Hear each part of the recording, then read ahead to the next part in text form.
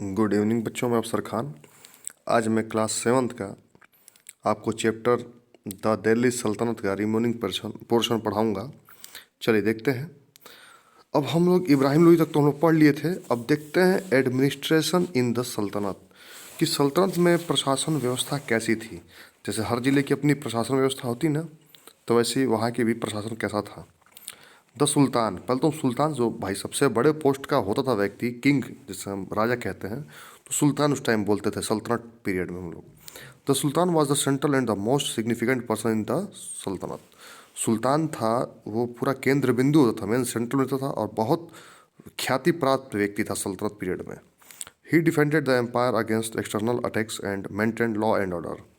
और उसका काम ये था कि वो अपने जो भी बाहरी अटैक्स, जो दुश्मन अटैक करेगा तो सुल्तान उनको बचाएगा और कानून व्यवस्था को देखेगा, लॉ और ऑर्डर को देखेगा।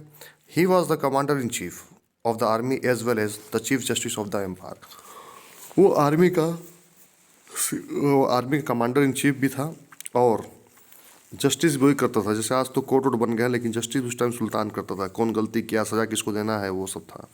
नोबल्स एंड ऑफिशियल्स, नोबल्स मतलब आप जानते हैं जो बड़े बड़े लोग थे, है ना, और ऑफिशियल मतलब अधिकारी। वो कौन था? The sultan's court was composed of officials who were responsible for effective functioning of the sultanate. देखिए, सुल्तान के बाद जो सुल्तान कोर्ट में होते थे वो ऑफिशियल्स अधिकारी भी होते थे, ताकि और प्रभावशाली सल्तनत जो फंक्शन अच्छा से चल सके उनका, और अच्छा तौर तरीका चल सके। The domain of income, expenditure, collection of revenue and complete control of the revenue department looked after by the वजीर एंड हिज डिप्टीज। और ये डिपार्टमेंट जैसे इनकम कहाँ से आएगी, कितना खर्चा होगा, रेवेन्यू का, उस टाइम भाई रेवेन्यू होता था, टैक्स वैक्स कहाँ से आएगा ये सब का देख रेख वजीर और उसके डिप्टीज मतलब उसके सहायक लोग करते थे। ये प्रिंसिपल होता है, टीचर होता है ना, तो पूरे स्कूल की देखभाल करते हैं, वैसे उस डिपार्टमेंट की देखभाल ये लोग करते थे। आगे देखते हैं। The Ariz i Mumalik along with his duties looked after the employment of soldiers, their training and equipment। एक डिपार्टमेंट था, उसको बोलते थे हम आरिस ए मुमालिक, एक डिपार्टमेंट था। तो ये क्या करता था, उसके डिप्टीज जो भी उसके कर्मचारी थे वो लोग क्या करते थे कि सैनिकों की भर्ती करते थे, उनको ट्रेनिंग देते थे, उनको हथियार देते थे। The household of the sultan, the palace guards and the personal assistants were under the control of Vakil idar, while the army Amir Hajib was the master of ceremonies at the court. देखिए, इसमें दो डिपार्टमेंट थे, और एक था वकील दार डिपार्टमेंट। ये क्या होता था कि सुल्तान के पूरे घर को देख रेख करेगा, ठीक है, और बिल्कुल कंट्रोल में रखेगा। और दूसरा था अमीर ए हिजाब। ये क्या था, जो भी सेरेमनी होगा, जो भी फंक्शंस होंगे वो कोर्ट में ये सब करवाएगा। The chief qazi headed the justice department. और जैसे आज हमारे होते हैं ना, जैसे जज होते हैं ना, जज, तो उस टाइम जज का जो पद था, जो जज का पोस्ट था, जज को हम लोग उस टाइम काजी बोलते थे सल्तनत टाइम पीरियड में। The nobles work closely with the sultan in the discharge of his responsibility as the ruler of the empire. और जो नोबल्स होते थे, बड़े बड़े लोग, तो वो लोग क्या सुल्तान के साथ काम करते थे, ठीक है। In order of rank the khans were the highest, followed by the maliks and the amirs. खान सबसे ऊपर होते थे पोस्ट में, फिर मलिक होते थे, फिर आमिर्स होते थे। The salaries of the nobles were arrange from the revenue assign to them. और जो सैलरीज जो होते थे नोबल के, वो कहाँ से अरेंज होती थी? वो जो रेवेन्यू नहीं मिलता था, वो सैलरी मिलती थी उस लोगों को, ठीक है बेटा। According to the iqta system, the land resources of the sultanate were divided and given to the nobles in lieu of cash for their services. तो इक्ता प्रणाली में क्या हुआ, जमीन दी जाती थी, उनसे कैश ले जाता था, ठीक है। इक्तादार्स कलेक्टेड टैक्सेस। अब इक्तदार क्या करते थे, किसानों से जमीन देके और टैक्स वसूलते थे, और वही राजा को टैक्स देते थे, जिससे आर्मी का खर्चा चलता था, ठीक है बेटा। अब आर्मी के बारे में बात करते हैं। The army was a significant component of the सल्तनत। भाई आर्मी भाई बहुत महत्वपूर्ण चीज़ होता है किसी भी समय का, आज का भी हो चाहे सल्तनत टाइम पीरियड का, उस टाइम भी।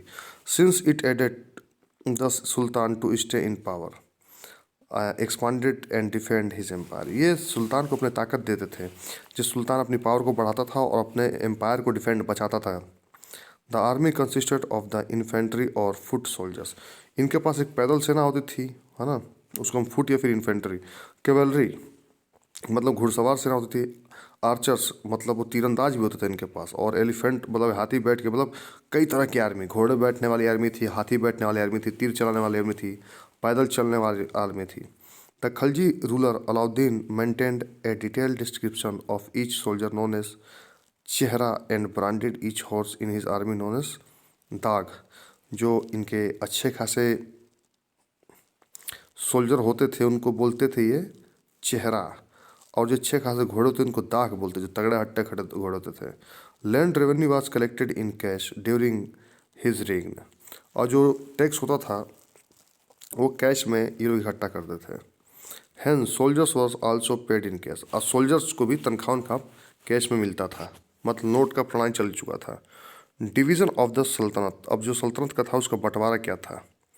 द दिल्ली सल्तनत वॉज डिवाइडेड इनटू प्रोविंसेस, जैसे हम कैसे आज राज्यों में बटे हैं वैसे सल्तनत टाइम भी बटा हुआ था, उसको हम बोलते थे सूबास। विच वर फर्दर डिवाइडेड इनटू 6 परगनास, जैसे आज कैसे हमारा देश है, देश के बाद राज्य है, राज्य के बाद फिर जिला पड़ता है, जिला से फिर ब्लॉक पड़ता है, तहसील पड़ता है, गांव पड़ता है। तो जो सबसे बड़ा ये वो प्रोविंस होता था, प्रोविंस को बोलते थे लोग सूबास। फिर उसके बाद ये वो 6 बोलते थे, फिर परगनास, परगना मतलब जिला होता है, ठीक है, ऐसे लोग बोलते थे। Were the sub division of the 6 were comprise several villagers, उसके बाद फिर एक जो परगना होता कई गाँव में बटा हुआ था। The province was headed by a governor और मुक्ति, while the Sikdar was the head of Sikh.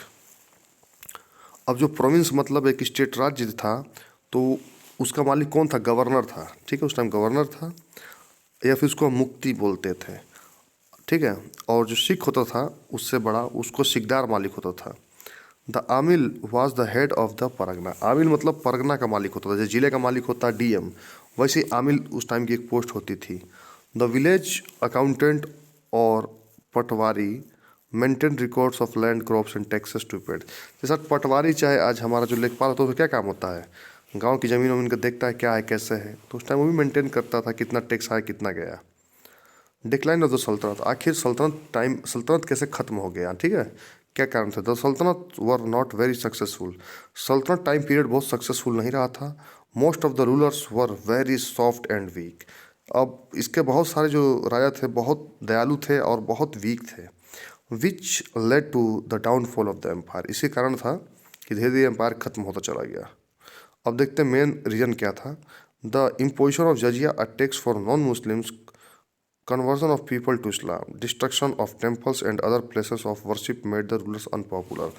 क्या हुआ कि जो जजिया टैक्स आ गया था इसमें, तो सिर्फ नॉन मुस्लिम को देना था, जो हिंदू भाई लोग थे उनको देना था, इनके मंदिरों को तोड़ा गया, इस्लाम को जबरदस्ती उन्होंने अपनाना चालू कर दिया कि तुम जबरदस्ती इस्लाम अपनाओ, मुस्लिम धर्म को अपनाओ, जिसके कारण वहाँ के लोगों में बड़ा रोष फैल गया ना, बहुत अनपॉपुलर भी लोग हो गए। Many army rulers were weak which made many rulers were weak which made the nobles assume powers, उसके पास से बहुत सारे जो राजा थे वो बहुत कमज़ोर थे, जिसका नोबल्स ने बड़ा फ़ायदा उठाया। The succession war after the king died Weeknd the kingdom, फिर सक्सेशन वार से पिता मर गया, अब उसकी राजगद्दी के लिए, उसके थ्रोन के लिए बेटे आपस में लड़ते थे कि मैं राजा बनूंगा तो मैं बनूंगा, तो इससे और सल्तनत कमज़ोर हो गया। Many revolts led to the formation of independent kingdom such as Vijayanagar and Bahmani, अब धीरे धीरे आपस में राजा लड़ते रहे, है ना, और इससे आगे चल के 2 किंगडम और बन गए, बहमनी और विजयनगर साम्राज्य, जिस कारण यह सल्तनत पीड़ा और कमजोर होता चला गया, उसके राजा इस पर अटैक करते चले गए। चलिए बेटा ये चैप्टर अब खत्म होता है। थैंक यू बेटा।